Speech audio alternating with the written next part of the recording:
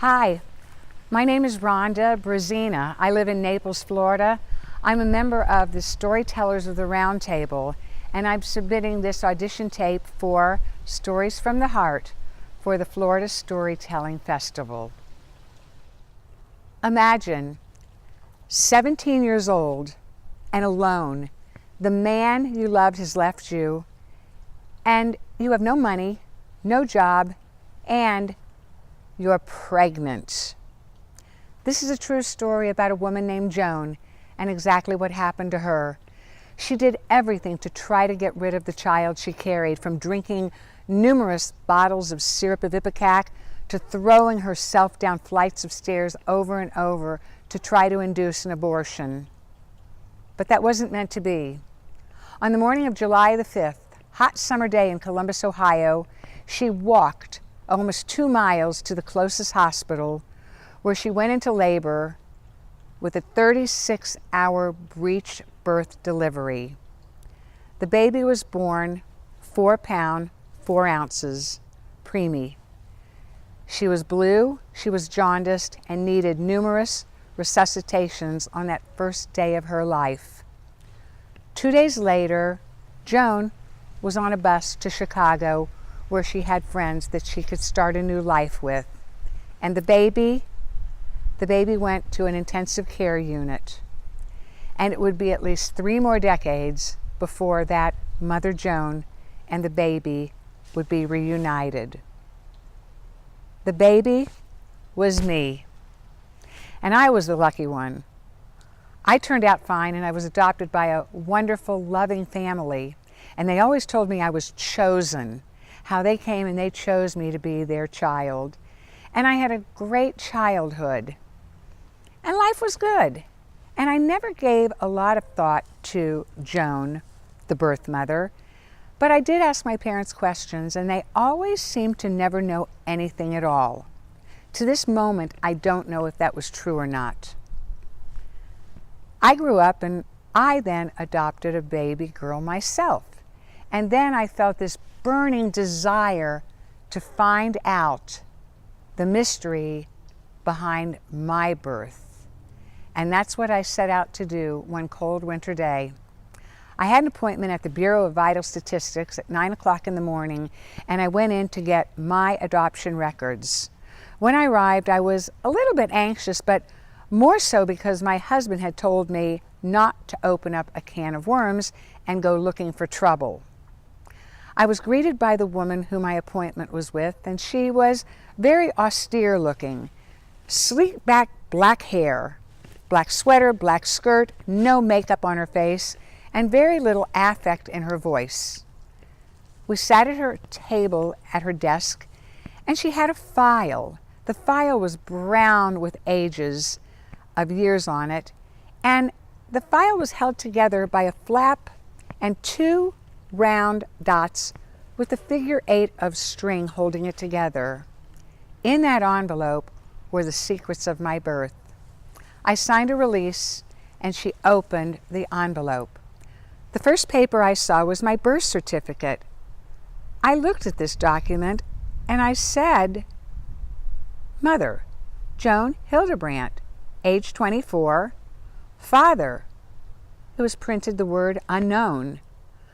But the most incredible thing was the baby had a name.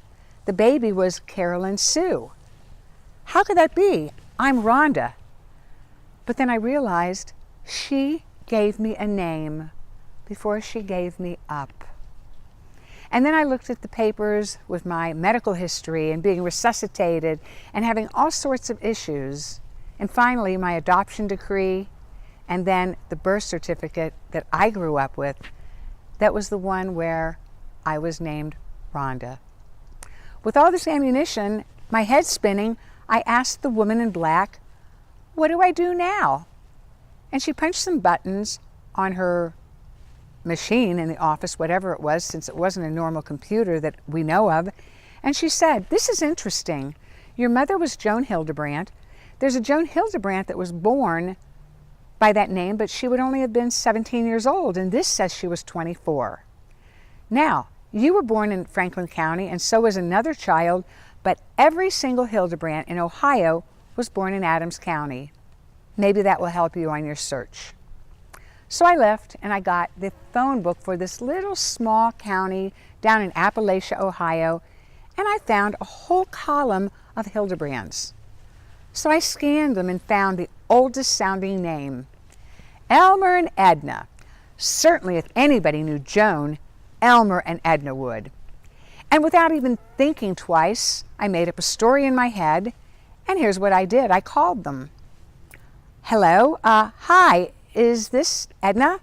Oh, hi, my name is Susie Brown. I live in Columbus, Ohio. My mother went to school with a Joan Hildebrand. She's trying to find her.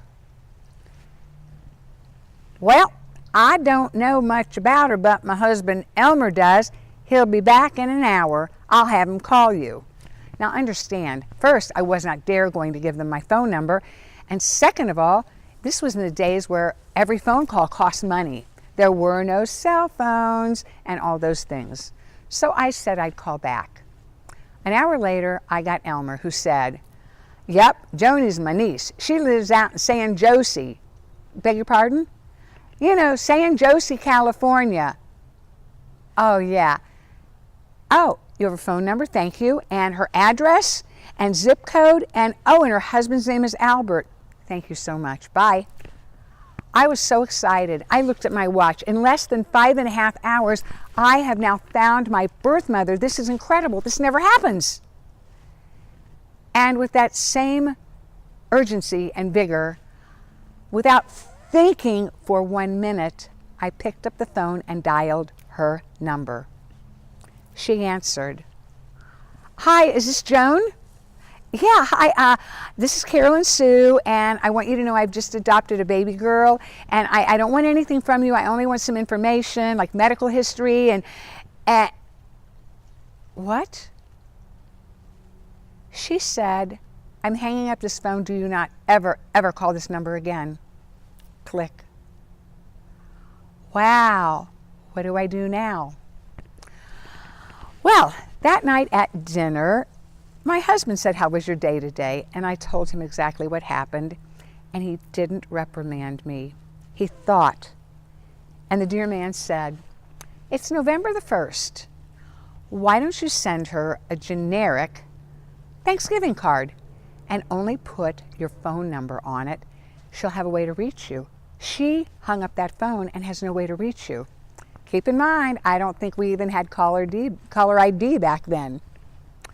So I did that. The next morning, I was at the door of the Hallmark store at 5 till 10 before they opened, and I bought a beautiful Currier and Ives kind of card that had a picture of a cottage with lights on and smoke coming out of the chimney, and said, "To your family from ours across the miles, Happy Thanksgiving. Signed, Carolyn Sue."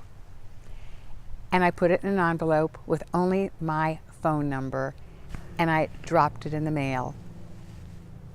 Thanksgiving came and went, friends, family. I kind of forgot about it until Sunday night after Thanksgiving, around 9 o'clock at night. I was upstairs with the baby, and my husband was downstairs watching television. And in true fashion of our home and our marriage, if the phone rings and he's watching a game or TV, he says, "Answer the phone." And that's exactly what happened. He yelled upstairs, "Rhonda, answer the phone!" And I rolled my eyes and answered the phone. I picked up the phone and said, "Hello?"